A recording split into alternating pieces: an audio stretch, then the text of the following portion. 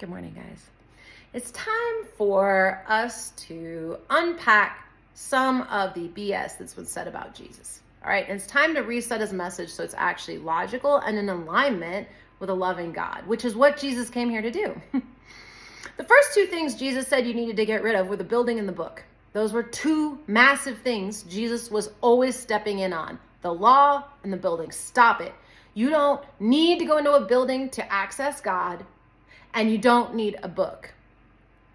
What's fascinating about modern Christians is they only feel safe inside their buildings and they only listen to a book. The modern evangelical Bible Christians have become so much like the Pharisees of Jesus's time. It's almost humorous, but not really, because of how damaging it becomes. So let's dig into what Jesus's real message was. Okay, so get rid of the book and get rid of the building. What does that mean?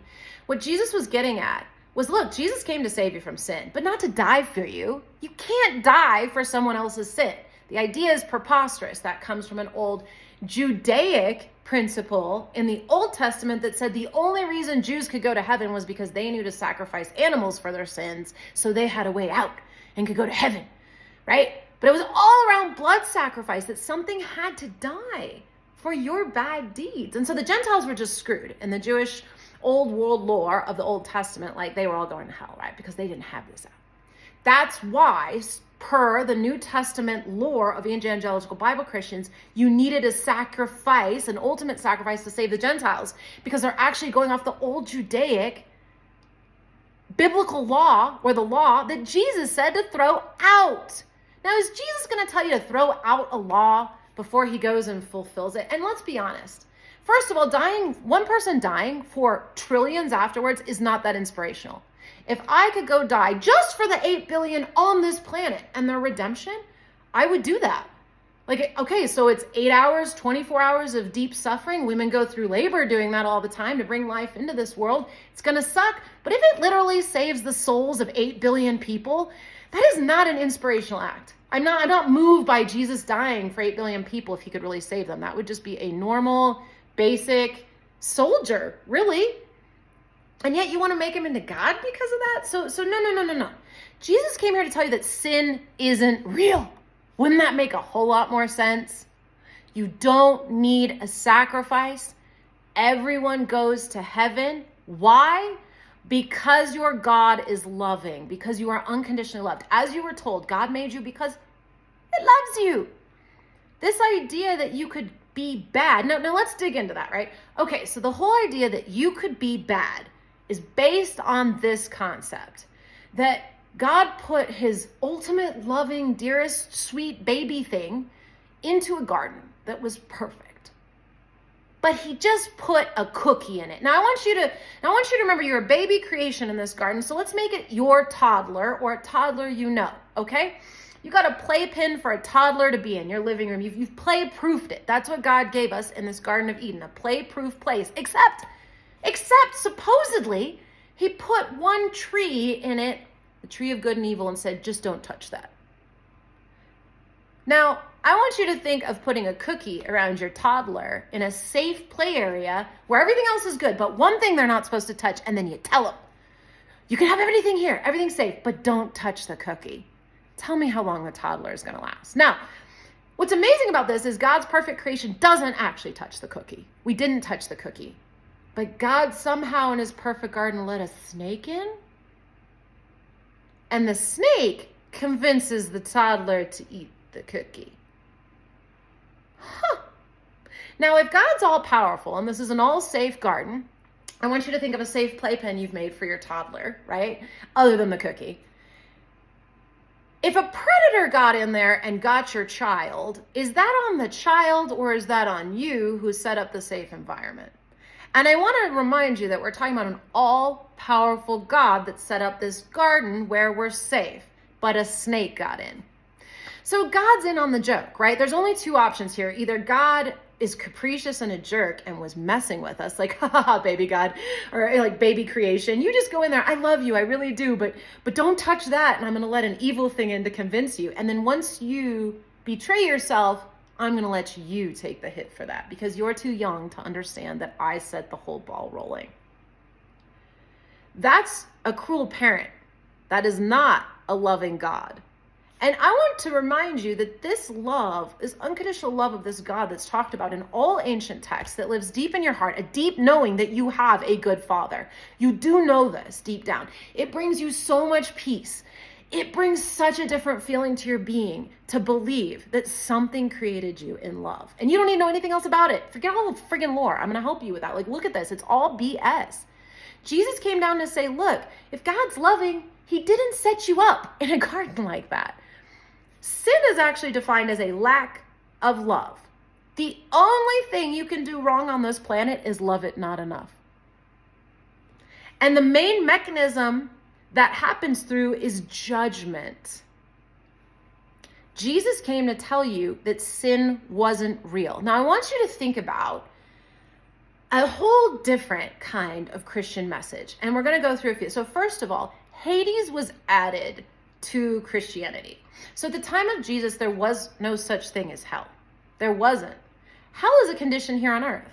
Both heaven and hell are conditions here on earth. They are created by you depending on how you want to look at the world. And what Jesus was telling you is the more you judge, the more your life becomes hell. Because when you judge yourself, you judge others. And in that, you cannot move freely. You want to talk about why you can't use your voice or speak? Because you judge the crap out of other people who do that. You judge me. As long as you're judging someone who's expressing, you cannot do it yourself. Like today, I'm going to meet someone for lunch, and they really want to believe they're not judgmental. But they are so hard on themselves. And I have to tell them, if you're hard on yourself, you don't have the option to be non-judgmental of others. You don't get to have it both ways. You don't get to look perfect and show up as a plastic perfect princess and also be real. And you also don't get to show up as a perfect plastic princess ever and not judge the living crap out of anyone else who isn't doing it perfectly like you or putting in as much effort. And we don't want it to be that way. We want to be hard on ourselves and kind to everybody else. And that's why Jesus said, like, this movie that came out, K-pop Demon Hunters, is so good. I love it on Netflix because she's like, the problem is that we don't love all of ourselves, right? The problem is you didn't love all of me, that there was a conditional, that there's something wrong. Like even in the end of the song, they're like, yeah, we're liars and we're this and we're that. Because we're owning what we are, we're not going to judge everybody else for that. We're like, okay, yeah, I've made mistakes. I've done bad things. And guess what? I'm lovable.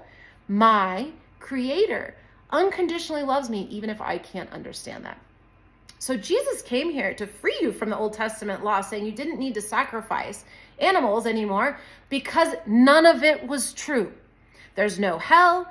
God did not set you up in a garden. You guys have to look at a simple choice. Either God, your God of the evangelical Bible Christianity, is evil and capricious. He is mean. He plays games. Go through the Old Testament. It's terrible. Jesus came to say, no, none of that is true. I'm going to create an actually fully aligned story which says God is only loving, which means you were only put here in love, which means you cannot screw up, which means you're always going to heaven after this, which means you were created with God's imaging device and he gives you free will. And if you want to believe you're in bondage and you want to believe that this is a crappy place because you were put here to prove yourself better, and if you don't do it right, you're going to go to hell, it's going to generate so much guilt because you're going to betray yourself so often to try to get this golden nugget of approval and love that you just can't seem to grasp. It becomes a state of hell because you judge. There's a right way to do it. It's so hard for humans to realize that there isn't any right way to do it because we don't understand unconditional love. A truly unconditionally loving God, as an unconditionally loving parent, creates a fully safe environment where the child can get scared, but that's it.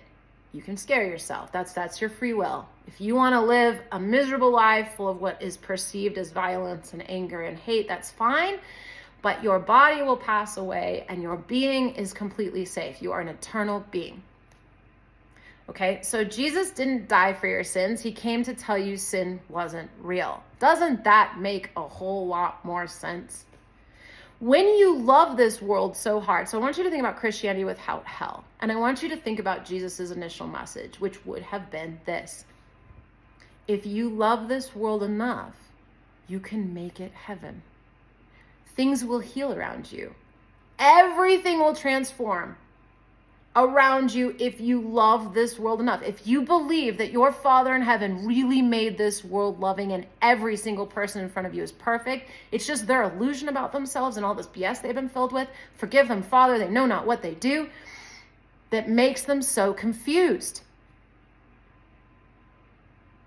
Imagine the message. Now, he's your older brother. He's not God. God doesn't have a special son. We're all the same. This idea is absurd. And it creates a hierarchy where you can't achieve what Jesus did, which literally is how they disrupted his message. Evangelical Bible Christianity is literally getting in the way of Jesus's message, and they're putting in so much effort to worship him. It is wild that they have missed the point, isn't it? And yet they're keeping everyone from going somewhere because this is how it goes. They turned him into an idol, and he's dead on a cross on the wall. Well, they talk about how he's alive, which is so weird. But the truth is, you guys, right? Like, you're worshiping him and asking, he's died for my sin. Like, no, he didn't. He told you sin wasn't real. And if you love the world enough, all these things I do, you will do and more. His apostles were doing it. They got it, especially Peter. Holy crap. This is a dude, and we can all do this thing. And the world will transform in front of us. Why? Because God is completely loving, and we are finally believing fully that our God is unconditionally loving, and death doesn't exist, and murder doesn't exist, and disease, and none of this stuff. It's all created by us. Because of our lack of love, our sinning, our lack of love for each other in the world, because our senses actually bring God in. So when you are loving something, you are literally bringing in life and love, and it flushes so much life and love into you and into the world. You can reverse aging, you can reverse sickness, you can reverse death, guys. Jesus didn't die. And not because he was raised from the dead to save you, but because he followed a code. Now, I want to be very clear here that being your real self, loving the world purely, and having no hate in your heart was so unwelcome on earth that it caused everyone to hate him. Now, I got to tell you guys, I've done a lot of good deeds in my life and received a lot of hate, and it just hurt me a lot. And I literally looked to Jesus on this point going, oh my God, you didn't hurt anyone. You were so kind. And yet everyone wanted to kill you.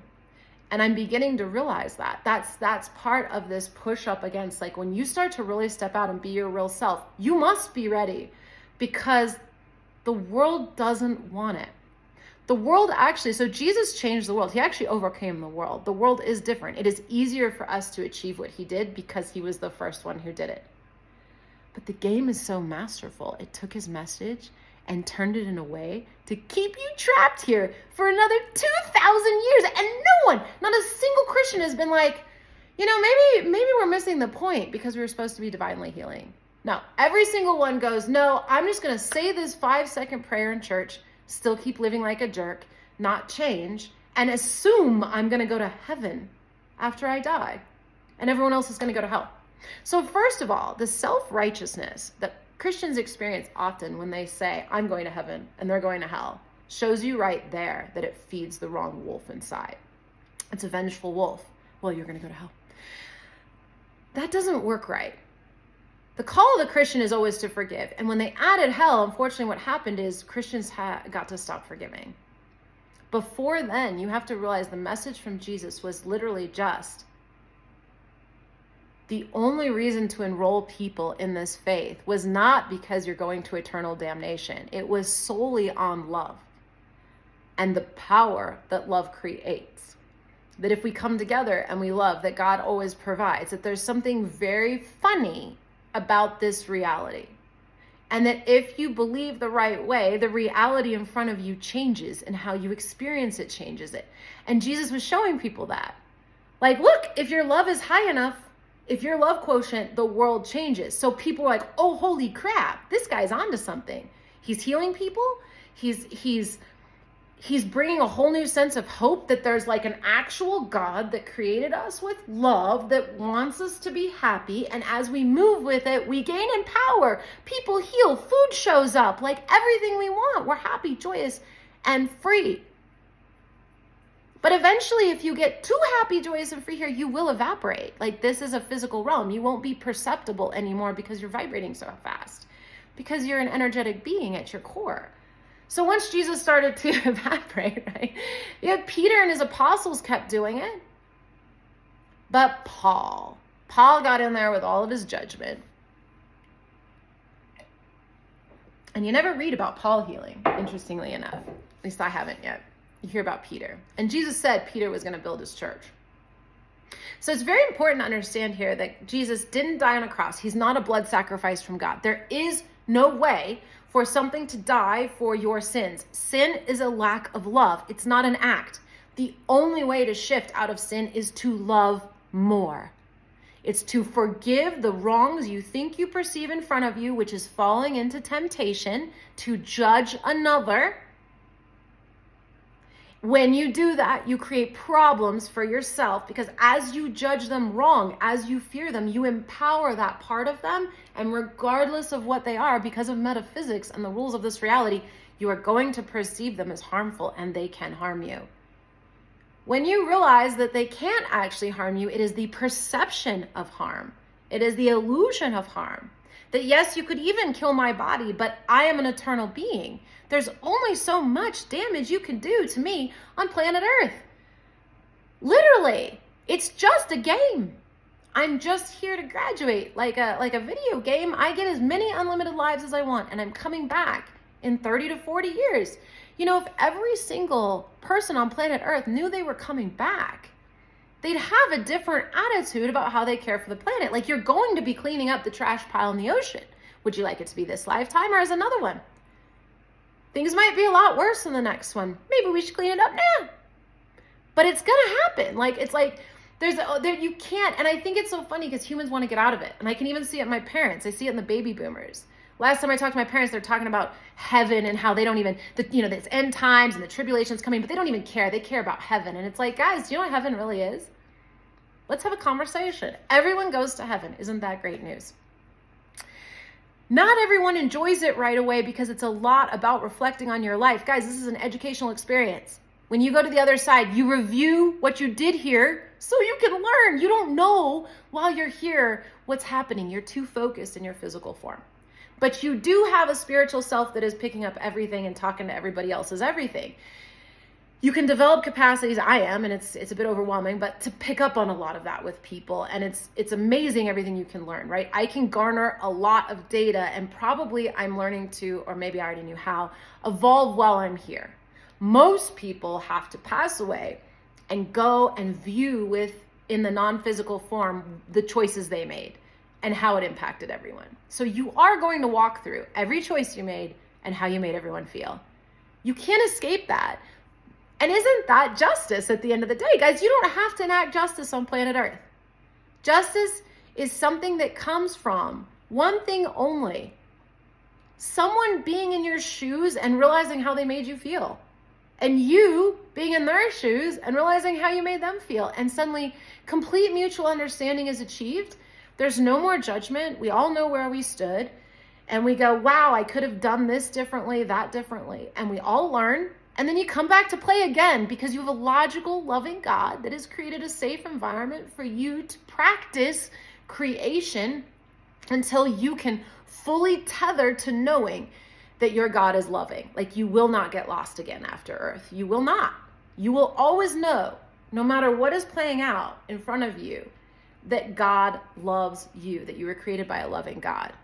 We're here to work out that particular lie in faith peace team. That's really it. And you're here to have a good time. So as long as you want to have fun and a good time, the whole world will respond to you in a positive way, and things will always end up working out. It's not going to be easy per se, but things are always going to work out because your God is always good and loving. And the more you can amplify the faith in that, the more it's going to return. But you have to get rid of the idea of hell, and you have to get rid of the idea of Satan, and you have to get rid of the idea or the demon God in the way it is. Now, that being said, I am a demon hunter. So how does someone hunt demons when you don't believe in the devil, right? It's a topic for another time. And I can't say I hunt them, but you can sort of disperse and help. Anything that is defined or observed as bad or a demon or scary is actually just a confused piece of lost consciousness that needs to sort of be brought back to sanity and refreshed. So there isn't anything here but miscommunication, misinformation. And that's what's so fascinating, because you have a creative device. Once this gets straightened out, everything in front of you gets straightened out. So Jesus was just walking around talking about a religion based on love, that if you follow in love and look in love and continue to happen in love, you will be rewarded, you'll be healed, you'll be restored. And the more we have that conversation, like it's just about love, come love with me. That's why people were starting to come up and be like, maybe there really is something to this. Maybe it isn't a cruel world. Maybe God really does just restore us if we believe he's loving. So people started to get really like into it because it was so desperate then, right? Like, oh my God, God really loves me. I'm loved. There's a loving God. Please love me. Please love me. And so they would go and follow him. And that's why, like, that woman just touching the garment of Jesus, the love of God flowed through her. And Jesus looked right at her. He could feel it and said, hey, you have faith. Because he felt the love. He was like, right? Like, he became a conduit for people's wellness and for them to receive love. And he knew it as much as they did. He could match their faith, and they could even ride a little bit on his.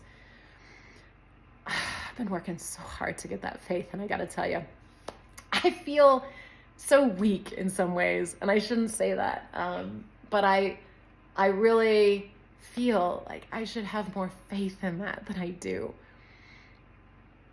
And I'm going to use an excuse here, and then I'll forgive myself for it. But I've had so much in my life of evidence of punishment from God and being cast out and thrown away. Like, that was the whole message I always got of Christianity, was obey or be cast out. And when I'm put up against that, I will purposefully disobey to be cast out at this point. And no one can understand that. They're always like, just do what I want you to do, Emily. And stay here and help us. You're so smart. And like, why do you have to disobey and throw it all away? That's my parents. Because I'm not going to be told that I have to do something to get the love of my father. My earthly father sucks. He's never going to love me. He's despised me since the day I show up. He doesn't even know my favorite color. He wouldn't know anything about me if you asked him, other than to say we have a great relationship, because that's his way of affiliating, checking a box and not have to do anything about it, because he really, really hates me. I wouldn't know another way. But it's also been a huge gift to realize that isn't my father. That thing didn't make me. I understand he's confused, right? He's pinched off, like he's got a great being behind him. But his physical entity at this point is not flowing a lot of the love of that. And as such, it is not a fan of me, who's working very hard to flow that love. And that's okay, because now I realize that both of my parents did not make me. I don't come from them. They made the, so all your parents do is sort of give you the physical material, your DNA genetics, to create your body, right? And then they give you some training as you go. In fact, mostly they kind of screw you up, but it depends what you wanted to achieve. I needed to have my voice taken away as a child because I needed to work so hard to get it back, as I have been the last few years. You're a part of that, thank you. Because I needed to know what it meant to me. And I needed to understand, one, how people can't express what's going on and why they can't, and walk through the process myself of getting this back and finding my faith again, because I was born with such a strong voice and such a strong tether to God that if I hadn't lost it, I don't think I would be able to explain people how to re-get it, you know? But for me, because that incredible, intense context of punishment of God and hell and how he hates me, because I was punished constantly because I was being bad, and that was trying to force me to believe in God. And so there became this sort of big friction. But because I have been able to see my parents as just these people and beings that are perfect behind a really messed up human personality, I can also see that they gave me the genetics for my body, but they're not where I emanate from. I know I am loved by the thing that made me. I am not loved by my parents. So therefore, that is not the core of who made me. And I don't know where my tether comes from to believe that I must be loved by what I was made by. But all I know is when I let go of that, it's a grief so big I can't recover. And when I believe it, I feel so good. It is so comforting and soothing to me. And I know enough now, studying 30 years of material outside the Bible and metaphysics and Wayne Dyer and Louise Hay and Taoism, Buddhism, and anything I could get my hands on to give me a more cohesive view of my Father. I now know that what makes me feel good is what's pulling me back to God, that I need to follow the happy. This idea that misery and suffering and sacrifice come from God is really warped. And it really has to do with the story I was talking about, that your God could actually love you while he sets you up to fail and sends you to eternal damnation. Even the worst human on earth would get tired of torturing you after a few weeks.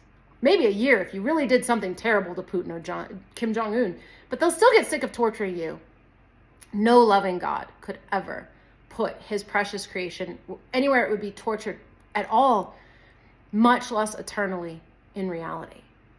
It is allowed here, we do experience definitely torture, but that's because we're creating it. We're choosing this, and God gave us free will. It doesn't mean it wants us to be experiencing it, but it says, hey, I give you free will. And if you need to go down and experience the muck for a little while to realize why it isn't true, then do it. We have to be willing to let our kids fall to learn. And in fact, we're not in a lot of cases, which is causing us a lot of problems, because our children are learning to tether to their parents and not themselves or to God. Because parents have decided they're gods, right? That's the evangelical Bible Christian truth. They are God. Their book is God. The Bible, the evangelical Bible Christians, Bible, their building, and their checkbox affiliation are their God. There is no other God. Also, their tithing, I suppose you could say, and their priests. But their pastors are experiencing great psychological pain, and they're having actually a mental health crisis among pastors. Well, why? Because you've turned them into businessmen. Because they tithe. I mean, this place I used to go up in Castle Rock, right? They were a humble, cute little church. They had some issues I'll talk about another time. Now they have a $40 million budget a year, and I can see it on the pastor if I'll go. Because he's managing a huge budget now, and it's all about money and making your donors like happy and who is giving, and like, I ain't going. You've lost your way. And those pastors have a huge mental health crisis because they're no longer working with God. They're serving the master of money. You're serving an organization and claiming to be of God. If you really want to preach the word of God, you need to drop all of that and just be a wandering sage, right? Because those are the people who are actually connected. As long as your security is in a bank account and in a house, you think those things are your security. That's why Jesus told you, give up everything and follow me, because you need to learn where your actual provisions come from. Manna from the sky, right? If you don't know about manna, read about it. It's literally something God dropped from the sky to feed you. Now, probably it's an allegorical story, which means, but the message would be that everything you need each day is dropped to you. And in this particular story about the manna, the Jews in the Old Testament constantly complained. They want to save the manna. I want to be able to save it. I want to be able to depend on it. Sound like the Jews, you know, right? I need money in my bank account. We need each other. We need to work together because we're in danger, danger, danger, danger, danger. And the whole Old Testament, really, God's just like, you're not in danger. I've got you. And they're like, we're in danger. We need a gold calf. We're in danger. We need this. And God's like, you're not in danger. I've got you. Like, the Old Testament is so annoying. And the point of manna is that everything you need is supplied every day. And that's how it's supposed to be on this planet. You have faith in God, and what you need for the day is provided. You're not supposed to have things laid out for years, because in that you've created so much stagnation for yourself. You no longer can play in the present and constantly evolve and live from inspiration, which is what actually makes us joyful and happy. We think, though, security is going to make us happy, but it doesn't. And it's not until you're on your deathbed that you realize, I really missed the point. I couldn't figure out when I first came to Earth, that sounds weird, but when I first came to Earth, why I was never focused on legacy. People talk about legacy, grandkids, building, buying. I've never cared. I have a degree in accounting. I know all about international budgeting. Like, I should have my finances and like all of that like perfectly packaged for the world with my training and knowledge base, and yet I don't care. And it's only been recently that I've realized, oh, It's because I realize I'm not permanently here. Why would I build a legacy here? This isn't my home. I'm at school. Why would you go build your legacy at your college? You don't. It's not your legacy. When you start to decide you need a house, I'm not saying money's bad. I plan to have plenty of it and buy stuff, but I'm not going to sell out who I am to get it anymore. And that's why you have to pause. Like I had it, right? And then I've got to pause in between because I'm shifting where my income comes from, where I believe my security comes from. That's really what this process of this channel has been about too. I was such a hard worker. I was such a type A. I can climb any ladder, man. I went from $12 an hour to 6 figures in like 6-7 years back in the day because I was so hungry to climb the chain. When I came into retail, I was going to do it again and I was going to beat my own record. I was like, how long would it take this time? It would have been in under a year, actually. But this time, right as I was getting up to promotion, the pain was too great. I was selling out too many parts of myself. And that was about 4 years ago. And that's what we've been working. I've removed myself from promotion at work to make more money multiple times now since then. And then pulled myself out of it completely. And now I'm working for myself, right? I'm back in grad school getting my executive coaching and consulting master's, doing my own company. But I'm evolving that because I'm starting to realize like, in order to go from making a lot of money for someone else where you were selling yourself out to go to trusting that all of your security comes from your Heavenly Father and I have to follow my own inspiration and will and desire to really manifest and attract it, huge change in attraction point. As I say that, I didn't even realize I was shifting it that much, right? Like, it takes a long time. And really a couple years isn't that long. I've only been doing this 2.5 years. But when it shifts, it's gonna be massive. And it already is. But really, I have to say, like over the last weeks, I've really been letting go of a lot of my perceptions of this world. And there's a grief to it. And really creating space for something completely new. When you have completely believed in this world is real, this is the hard part. Let me see if I can nail this, right?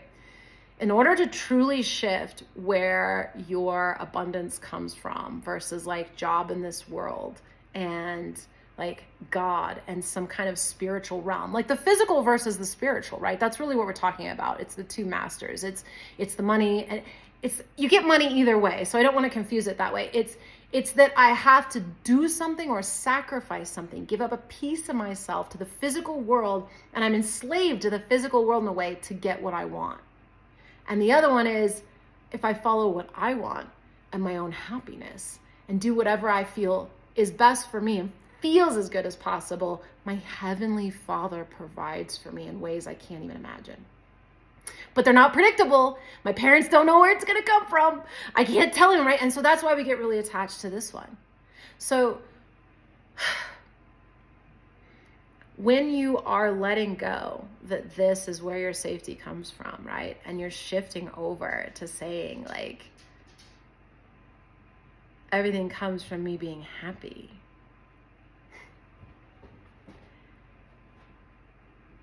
The change in faith, the change in understanding, the change in beingness, the change in the way that we move and believe and are is so vastly different.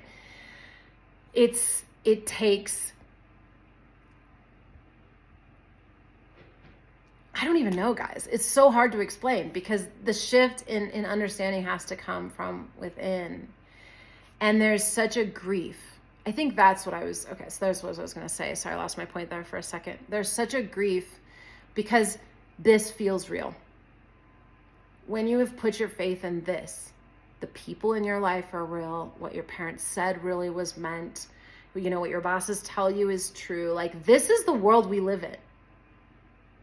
In order to get over to this world where God provides everything and I'm dependent on God, I have to realize that a lot of this isn't real. The people that I'm seeing in front of me, they are a physical manifestation of a much more beautiful spiritual being that cannot always access them. And so what I'm seeing is sort of an illusion. Not only that, because I'm a powerful creator, because everything comes from God, there's a whole mechanism of thought process that goes with this. It's metaphysics, right? It's what I put out, I get back. It's what I think, right? If I'm happy, I attract what's good. If I'm sad, I don't. And so how I expect people to treat me is how they're going to treat me. So what is happening in front of me a lot of the time is an illusion. And that's what I have to get to here, is that the person who flipped me off yesterday on the road is because I have aggression on the road, and I think that people treat me that way on the road. And so they did. I made that person kind of do that to me in some ways. And there's a whole co-creative thing for that. People still have their own accountability, but there's an understanding to say that what I believe creates my reality. And until I'm willing to say, I'm happy, my God is loving, it always provides for me. I have to believe that fully to activate this. If I have a question in that, then it's still going to be shown to me to not be true. So you're talking about a massive shift. And that's really what this has been in the last couple of years in this channel of, I don't need to sacrifice a lamb, right, for my sins. That I was born perfect and I'm deserving and perfect as I am. It's that I've been taught that I'm not, that's the problem. And Jesus came to say that you were taught that you weren't loving is the problem. This is the only truth. Walk with me and let's reveal it together. And we did at that time. Jesus did reveal it. He was revealing it all over the place. But those who don't want it revealed, the game, right, came back and said something different. Now, how that story actually played out, I don't think the story we got is actually how it went. And I think we have much greater power to access what he did because he did it. And this video got a lot longer than I expected, but I think I'm actually going to go ahead and just upload it because it's a good base core teaching for where we're going. I didn't pull from the Bible or anything else. But as I speak, I think you'll begin to understand that this is a very important reset. Jesus was a man just like you. He figured out that if you love this world enough, everything changes in front of you. And he believed that to the point where it started to happen everywhere. So he started to share it because it was impossible not to share, because eventually people are going to be attracted. Doesn't mean he was God. The miracles aren't for awe. They're to show you your truth and the reality that's possible if we all love this much. So Jesus was working with his disciples to the point where then they were doing it. He's our older brother that we should be following. And we need to take him off the wall, throw out the Bible, throw out the church, the building, and get to going, how did Jesus live? Well, he loved everyone. He didn't judge, ever. He said, you're perfect and awesome. Tell me about you. And he went to the darkest places where people were and where they really needed that message, because that's where God does his best work. Because those people really want it. You can't fill a cup that's full. And people that are already saved don't need saving. And people that already have all their money on a hill and carved away with all their protection in their bubble, they don't need God. What would you need God for? Right? And they're going to have some very interesting reviewing to do after death. Like, we don't have to worry about that justice, guys. Like, after they pass, they're going to look at their mistakes and they're going to totally get what they did that was wrong. Donald Trump is going to view after he dies his life and go, wow, I really made some mistakes there. And that's how we evolve. And we have to trust that process, right? And that it is an eternal process. But I am also here today to start bringing a new message to the interwebs, whether anyone watches it or not. I do believe that just me uploading this onto an electrical network helps, because it is a truth that I don't want you to follow me, by the way. I don't want you to start listening to me. Don't think I'm any kind of anything. I want you to take what I say and just go explore for yourself. I'm not here to convince anyone. I'm here to present a very different perspective that can factually make sense with a loving God, because I believe you really were created by a loving God, and his intention really is for us to have fun and a great time here. And we really can make this way better if we just work together to find out the truth and do not fall into temptation. Like, God loves you and you are made in a loving, safe environment. I love you too. Subscribe for more.